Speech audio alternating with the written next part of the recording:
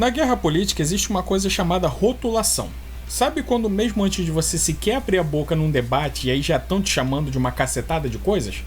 Pois é, isso é uma estratégia muito antiga e na verdade muito esperta. E a intenção dela é derrotar o adversário muito antes da batalha começar. Quando você atribui ao lado político adversário algum rótulo maligno, antes mesmo do debate de ideias começar, já se estabelece a ideia de que você seria do bem e o seu adversário do mal. Dessa forma, ao invés de você precisar combater as ideias, você já entra no debate com um tipo de verniz moral, um tipo de vantagem do ponto de vista ético. Cara, posso ver no olho da sua mente que você colocou leite normal num desses copos pra tentar me fazer quebrar a dieta vegana. Eu fico com de soja. Valeu, mané. Exemplo, imagina que você está jogando videogame com 5 amigos seus e bate a maior fome. Eles todos querem pedir pizza de calabresa, mas como você é vegetariano, você quer uma de rúcula com capim, sei lá, essas paradas aí que vegetariano come. Só que só você sozinho quer comer esse troço. Você sabe que você é voto vencido e não tem como convencer eles que pizza de espinafre com brócolis é melhor do que a de calabresa. Aí o que você faz? Você cola uma narrativa de que comer pizza de calabresa é ruim, porque linguiça calabresa é feita de porco e os porquinhos sofrem na hora do abate, e que os porcos são tão bonzinhos quanto cachorros, e que quem come linguiça está contribuindo para o sofrimento de milhares de porquinhos e pipipi popopô. Aí, como ninguém quer ser taxado de matador de porquinho, seus amigos acabam aceitando a sua sugestão de pizza de hortelã com menta. Mentira, na vida real seus amigos iriam rir de você e te mandar tomate cru, o que, já que tu é vegetariano, tu deve gostar bastante, né? Vai se fuder! Mas você entendeu como a mecânica da narrativa funciona, né? E é claro que na vida real as coisas não são tão simples como nesse exemplo que eu dei. Na vida real, esse processo de rotulação leva anos para ser implantado e ele acontece através dos mais diversos modos. Através dos meios acadêmicos, da ficção, como o Carex vive falando, e, é claro, através da mídia. Quando finalmente se consegue que um rótulo cole, ou seja, que um determinado lado político, ideia ou doutrina política seja demonizada, as pessoas vão pensar 2 vezes antes de defender aquela ideia. E se ninguém defender uma ideia, obviamente ela é vencida muito facilmente. E essa introdução toda foi só para explicar o porquê da nossa sociedade atual o direitista ser tão mal visto pela maioria das pessoas. Fala sério, de você ver o título desse vídeo ou escutar eu falando com todas as letras que eu sou um direitista, isso já te dá um friozinho na barriga, né? Com certeza já tem uma lista de palavras terminadas com ista passando na sua cabeça nesse exato momento. Na melhor das hipóteses, para você eu sou um machitos, e na pior eu sou um NASA. E não é para menos, afinal o processo de rotulação da direita tem funcionado a todo vapor desde muito antes de você nascer. A associação da direita com NASA, aquele pessoal que envia foguetes para a Lua, sabe, o YouTube? A associação com NASA ocorre desde a Segunda Guerra, mas a ideia de que o cara de direita conservador e anti-esquerda é um retrógrado, um cara parado no tempo, um explorador de pobres, isso tudo já é falado desde o século XIX. Na verdade, desde a Revolução Francesa. Ué, careca, mas os nazis são de direita mesmo, ou você é daqueles que acha que eles são de esquerda? Então, eu gostaria muito de poder falar sobre isso, mas para entrar nesse assunto eu teria que citar o livro proibido do Bigodinho, aquele onde ele conta todos os motivos pelos quais ele criou o movimento nazi. E não tem como isso acontecer sem que o careca sofra consequências. E isso por si só já ilustra bastante sobre o processo de rotulação da direita. Simplesmente as pessoas de direita são taxadas de NASA e é vedada a elas a argumentação em contrário. Se você não pode falar sobre os NASA, como é que você vai provar que você não é um NASA? Mas o que eu posso te falar é que uma grande parte dos historiadores, sobretudo os que não são militantes políticos, colocam os NASA na terceira via. Ou seja, nem esquerda nem direita, ou na verdade nos dois. Visto que tanto a ideologia do bigodinho quanto a do anãozinho italiano lá, tinham ideias de direita e de esquerda. Então um dia, se eu descobrir um meio de fugir da observação do grande irmão, eu tento falar sobre isso aqui de uma forma mais aprofundada, beleza? Como todo mundo sabe, ou deveria saber, o conceito de direita e esquerda nasceu na Revolução Francesa, quando as classes baixas se revoltaram com a desigualdade entre eles e a nobreza e o clero. Aí eles resolveram fazer uma revolução para que todo mundo fosse igual. E aí, após matar milhares de pessoas, porque nada melhor para promover a igualdade e a fraternidade do que matar um monte de gente, né? Ah, bom, então assim sim. Aí, depois de matar milhares de pessoas, começaram a ser feitas reuniões para decidir como a sociedade francesa seria depois daquela confusão toda.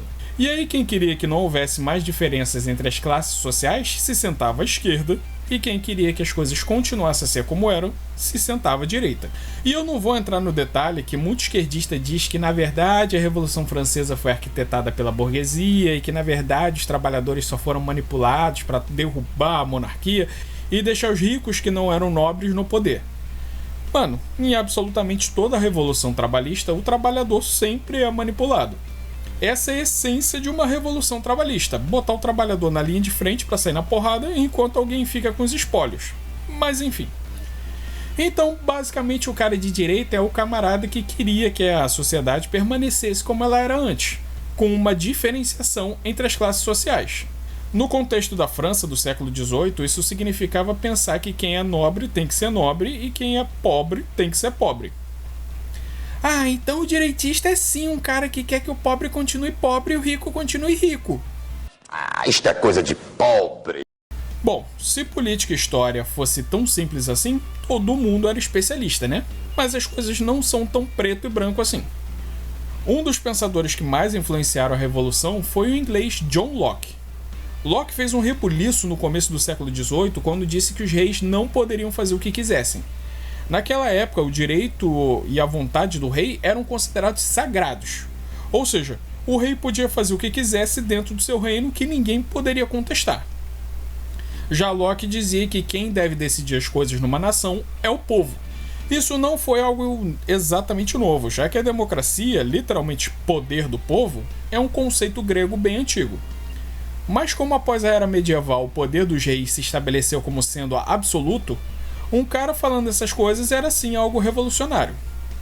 E falando em revolução, outra coisa que o Locke defendia era que se o povo não estivesse mais contente com as ações de um rei, ele poderia derrubá-lo. Aí você vai dizer, então daí que veio a ideia da esquerda francesa de matar os reis. Sim, mas por outro lado, Locke defendia conceitos que mais tarde seriam abominados pela esquerda, como a liberdade individual, liberdade religiosa, e conceitos econômicos que mais tarde iriam influenciar caras como Adam Smith, o chamado pai do capitalismo. E que conceitos seriam esses, carex? Um deles é o direito à propriedade privada. Ser de direita significa pensar que quando você trabalha, você ganha algo de valor material em troca. Seja sal, como em Roma, arroz, como no Japão, ou dinheiro mesmo. E esse algo de valor lhe permite comprar, ou seja, trocar isso por coisas que lhe interessam. E uma vez compradas, essas coisas são suas para fazer o que você quiser com elas. Esse pensamento é o que permite que você esteja aí na sua casa, sentado na sua cadeira, vendo esse vídeo do Careca no seu PC ou no seu telefone. A esquerda é contra a propriedade privada, contra o acúmulo de riquezas e também defende que as coisas devem pertencer a quem trabalhou para construí-las. Isso significa que se dependesse da esquerda, o pedreiro que construiu a sua casa seria o dono dela. Ele pode chegar aí e te expulsar, porque na esquerda você pagar por algo não te faz dono de nada, só se você trabalhou naquilo.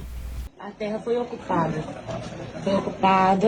e a única coisa que a gente está pedindo agora, nesse momento, né, é que você se retire do espaço porque está ocupado. Em questão de gado, de terra, você já não compete mais a você nem ao proprietário dessa terra, não compete mais. Outra questão que a esquerda, por definição, é contra é a religião. E essa é uma tecla que eu bato sempre, porque eu não vejo sentido no cara ser cristão ou ser de qualquer outra religião e ser de esquerda. Tanto a esquerda revolucionária francesa quanto Marx, que foi o cara que estabeleceu os métodos científicos do socialismo, ou seja, transformou as ideias revolucionárias em ciência, tanto os franceses quanto ele acreditavam que a religião é só uma forma de manipular o trabalhador. E que esse papinho que se você não for bom você vai para o inferno e que em padre não se bate, seria tudo uma forma de impedir as classes trabalhadoras de se voltar contra o poder da igreja. Ou seja, se você vai a uma igreja e se sente seguro lá, é porque a direita defende que você tem esse direito, não a esquerda como muitas pessoas pensam. Ah, careca, mas é a esquerda que defende tolerância religiosa. Defende porra nenhuma. Porra nenhuma. Olha os padres sendo presos na Nicarágua. Olha a China perseguindo tanto cristãos quanto muçulmanos lá. Então, se você perguntar para o seu professor de história se tem algo bom que a direita defenda, ele provavelmente vai falar que não. Tudo que a direita defende é opressão e exploração. O socialismo... Um momento. Alô? Sim. Em 3 meses, da Osklin. Mas ele não vai falar que o fato de você ter dinheiro no bolso para comprar um lanche, ter o direito de ir e vir, ter o direito de professar sua religião e ir a uma igreja, basicamente tudo que impede a sociedade de virar uma selva, um filme do Mad Max, são ideias defendidas pela direita. E essa história que as classes sociais devem continuar? Os homens não deveriam ser todos iguais, careca? Como eu já disse em vídeos anteriores, a sociedade humana tem uma estrutura bem definida, com líderes e classes sociais. Isso ocorre porque os seres humanos têm talentos diferentes, vontades diferentes, inteligências diferentes e personalidades diferentes. Então, sempre que um ser humano se juntar em um bando, vão sim ter pessoas que vão se destacar mais do que as outras. E a pessoa que se destaca, ela vai despertar a admiração das outras pessoas, que por conta própria vão aceitar e colocar ela numa posição de destaque, acima delas. A gente faz isso o tempo todo, com ídolos, sejam eles artistas, jogadores de futebol, políticos, mas isso também desperta raiva, porque muitas pessoas se frustram de ver a outra conseguindo chegar onde ela não consegue, tendo o que ela não tem. E por isso essas pessoas tentam justificar sua revolta com o pretexto de que estão sendo oprimidas. Isso é a raiz do socialismo e do pensamento de esquerda em geral. Então sim, sempre houveram classes sociais e sempre haverão. Elas existem mesmo entre os animais e não existe nenhuma forma do ser humano viver sem elas. Porque, como eu disse, nós temos vontades diferentes, talentos diferentes, inteligências diferentes. Mesmo que haja um país que consiga estabelecer o comunismo como Marx diz que seria, uma sociedade sem líderes onde não haveriam mais classes sociais, isso seria desfeito em poucos anos. Na verdade, eu acho que isso só aconteceria se em um futuro muito longínquo existir uma forma de lobotomizar todo mundo, para todo mundo pensar da mesma forma, querer as mesmas coisas, gostar das mesmas coisas, ou seja, um inferno na Terra. Libyans, there is a disease in the heart of man. The disease is human emotion. But Libria, I congratulate you. For there is a cure for this disease, and you, as a society, have embraced this cure. Prosium.